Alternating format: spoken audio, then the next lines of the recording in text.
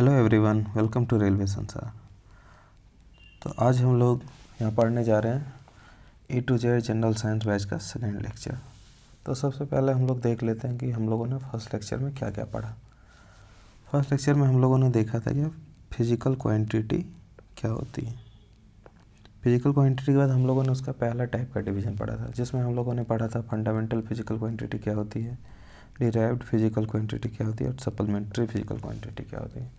उसका दूसरा डिवीज़न जो कि हम लोग करेंगे मैग्नीट्यूड और डायरेक्शन के बेसिस पे, उसको हम लोग आज पढ़ेंगे।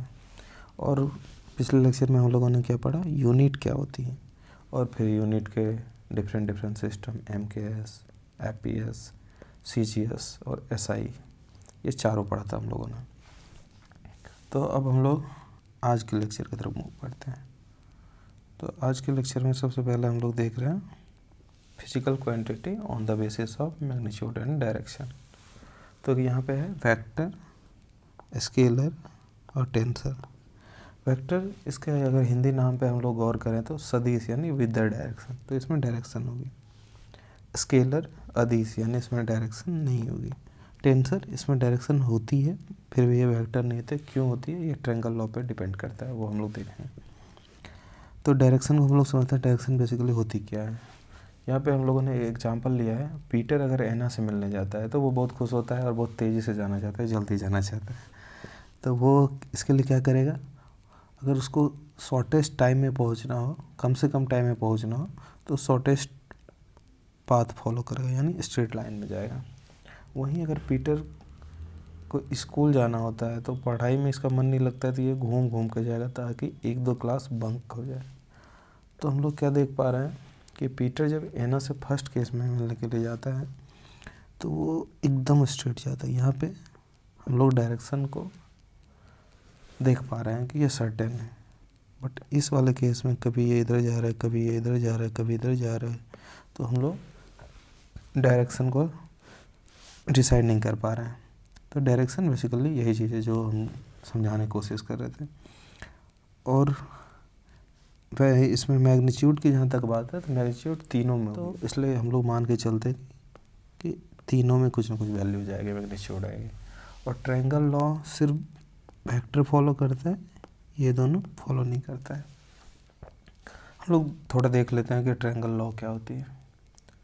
ट्रायंगल लॉ नॉर्मली हम लोग जो एडिशन करते हैं वो स्केलर का करते हैं, स्केलर एडिशन करते हैं, लाइक 2 + 2 = 4, 3 + 4 = 7।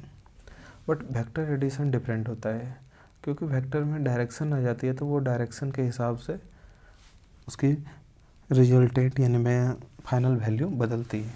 यहाँ पे हम लोग एग्जांपल लेते हैं, सपोज ये साइड 3 है और ये साइड 4 है।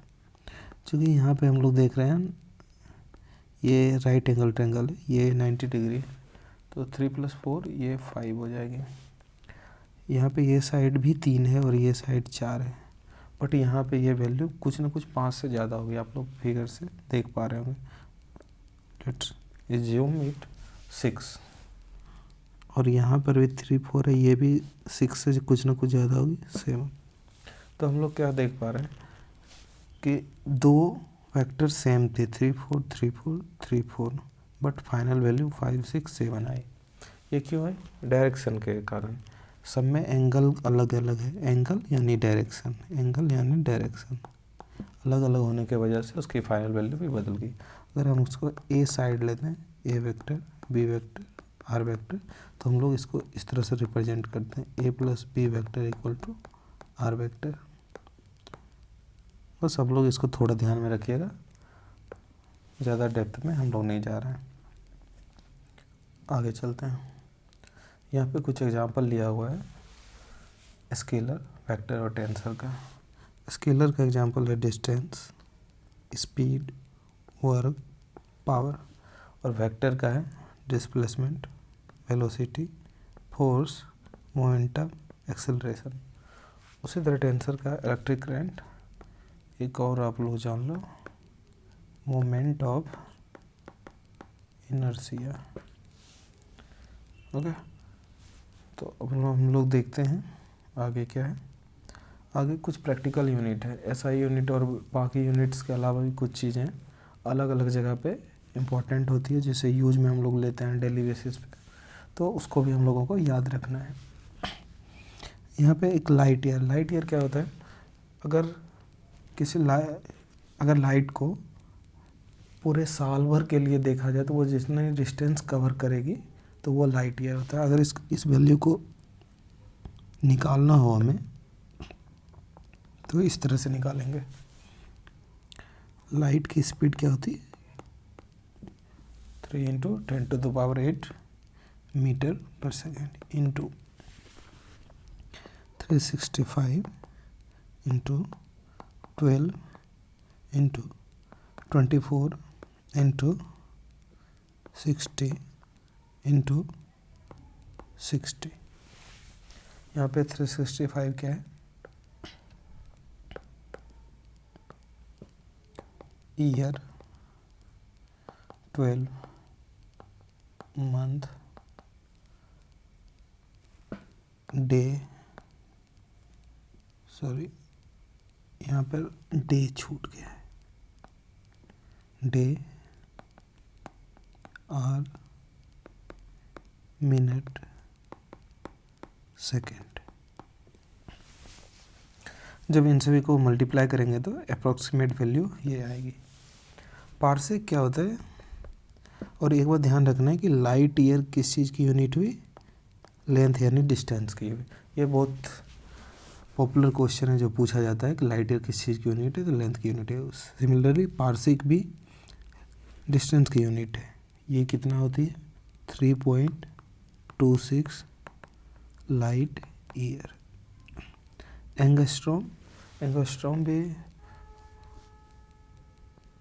डिस्टेंस की ही यूनिट है, बट ये 10 टू द पावर -10 मीटर होती है, यानी कि ये एटॉमिक लेवल पे यूज होती है, काफ़ी छोटी इकाई है, काफ़ी छोटी यूनिट है। माइक्रोन क्या होता है, ये भी छोटे लेवल पे ही यूज होती है, 10 to the power -6 metre. Pound क्या है, पाउंड होता है 454 ग्राम। और मेट्रिक टन क्या होता है, 1000 kg। ये सारी चीज़ें याद रखनी है। लूनार मंथ होता है, लूनार का मतलब होता है मून, 27.3 सोलर ईयर, और वो एक सोलर ईयर होता है 86,400 सेकेंड के बराबर। और एक हॉर्स पावर होता है 746 वाट। और वाट क्या होती है, SI यूनिट ऑफ पावर। और एक न्यूटन इक्वल टू 10⁵ डाइन होती है। डाइन क्या है, SI unit of CGS unit of force. 1 joule equal to 10⁷ erg. ये होती है CGS यूनिट ऑफ वर्क। और ये क्या है, न्यूटन फोर्स की SI यूनिट है, जूल भी वर्क की SI यूनिट है। तो ये सारी जितनी भी प्रैक्टिकल यूनिट्स है इनको याद करके रखना है। अब हम लोग आगे देखते हैं। आगे है कुछ प्रीफिक्स है जो कि यूनिट से पहले यूज होते हैं, तो हम लोग इसको एक एग्जांपल समझते हैं। सपोज यहाँ पे लिखा हुआ है 10 डेसीमीटर। इसको 3 पार्ट में देख सकते हैं। ये क्या हो गई, यूनिट। ये क्या हो गई, प्रीफिक्स यानी मल्टीप्लायर है। मल्टीप्लायर अगर डेसी है तो यहाँ पे मल्टीप्लायर हो जाएगी 10⁻⁻1। और ये हो गई मैग्नीट्यूड। तो तीन पार्ट में ये देख सकते हैं इसको। ठीक है, तो हम लोग ये न्यूमेरिकल्स सॉल्व करते हैं। पहला है 10⁻⁻10 मीटर को इसको कन्वर्ट करना है नैनो में, नैनोमीटर में। ओके, तो हम क्या देख पा रहे हैं, मीटर मीटर तो कॉमन है। अगर इसको हम 3 पार्ट में लिखें तो ये मैग्नीट्यूड होगी, मल्टीप्लायर यहाँ पे नहीं है तो कुछ नहीं तो 1 है, और मीटर ऑलरेडी अपने आप में कॉमन है दोनों में, तो इसको छेड़छाड़ नहीं करना है, इसको शॉर्ट में m लिख लेते हैं मीटर। और यहाँ पे इसको हमको नैनो में बदलना है। नैनो का क्या मतलब होता है, 10⁻⁻9 मीटर। तो हमको क्या करना है, 10⁻⁻10 को 10⁻⁻9 में लिखना है। तो कैसे लिखेंगे, 10⁻⁻10 को 10 से मल्टीप्लाई करेंगे तो यह 10⁻⁻9 आ जाएगा। तो मल्टीप्लाई करेंगे तो हम डिवाइड भी करेंगे ताकि न्यूट्रल हो जाए। तो ये चीज़ क्या आ गई, ये हो गई नैनो। तो हो तो गया, तो 1/10 नैनो यानी कि 0.1 नैनो हम लोगों का आंसर हो गया। तो अब हम लोग अगला क्वेश्चन भी देखते हैं, पीको। तो 10⁻⁻10 मीटर को हम लोग पीको में बदलते हैं, पीको मीटर में। इसमें भी हम लोग क्या देख पा रहे हैं, ये तो सेम है यूनिट। तो 10⁻10 को किस तरह से हम मल्टीप्लाई करेंगे, पीको कर रहा है। पीको क्या होता है, पीको 10⁻12 होता है। तो इसको हम लोग 10⁻2 से मल्टीप्लाई करेंगे तो ये पावर जुट करके 10⁻12 हो जाएगा। तो अगर मैंने इसको मल्टीप्लाई किया है तो ऐसे न्यूट्रलाइज करने के लिए इसको डिवाइड भी करेंगे। तो ठीक ऊपर की तरह ही ये चीज़ें पीको के बराबर हो गई। तो 1/10⁻10 पीको। ओके, तो ये ऊपर चली जाएगी तो 100 पीको मीटर आंसर हो जाएगी। ओके, एक और हम लोग देखते हैं। यहाँ पे देखते हैं हम लोग कि ये कन्वर्ट करना है 100 डेसीमीटर को सेंटीमीटर में। तो यहाँ पे क्या देख रहे हैं कि यहाँ पे मीटर है बट यहाँ पे सेंटीमीटर है, ये डिफरेंट है। पहले वाले क्वेश्चन में ये डिफरेंट नहीं। तो सबसे पहले हम लोग इसको बराबर करते हैं। मीटर और सेंटीमीटर में क्या रिलेशन होता है, हम लोग उस चार्ट को अगर देखें तो उसमें होता है 1 सेंटीमीटर इक्वल टू 10⁻⁻2 मीटर। तो यानी कि अगर मीटर 1 मीटर लिखना हो तो ये इधर चला जाएगा, तो क्या हो जाएगा 1 metre equal to 1 centimetre divided by 10⁻2 यानी कि 100 सेंटीमीटर। तो सबसे पहले क्या लिखेंगे हम लोग, अब यहाँ से देखते हैं हम लोग 100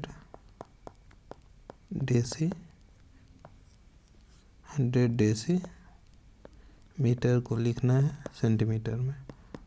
डेसी को क्या लिख सकते हैं, डेसी को हम लोग उस चार्ट में देख लेंगे 10⁻⁻1 इंटू 1 मीटर को अगर सेंटीमीटर में लिखना हो हम लोग ये देख चुके हैं कैसे लिखेंगे 100 सेंटीमीटर।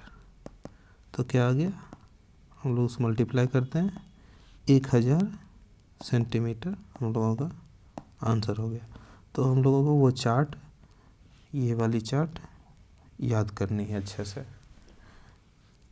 सारी ये आप लोग याद करने का एक तरीका भी देख सकते हैं। यहाँ पे अगर आप लोग ध्यान दें तो यहाँ पे सब में 3 का डिफरेंस आ रहा है पावर में, लास्ट में ये तीनों 1 के डिफरेंस पे। ठीक है, ऐसे ही यहाँ पे 3 का डिफरेंस आ रहा है, लास्ट में ये तीनों 1 के डिफरेंस पे आ रहा है। तो इसको हम लोगों को याद करना है ताकि इस तरह के न्यूमेरिकल सॉल्व करने में परेशानी ना हो। तो आप लोग कमेंट करके बताइएगा कैसा लगा क्लास। अगर कुछ इम्प्रूवमेंट की ज़रूरत है तो वो भी आप फीडबैक दीजिएगा, और आप लोग लाइक सब्सक्राइब भी कीजिए, और कीप लर्निंग। Thank you.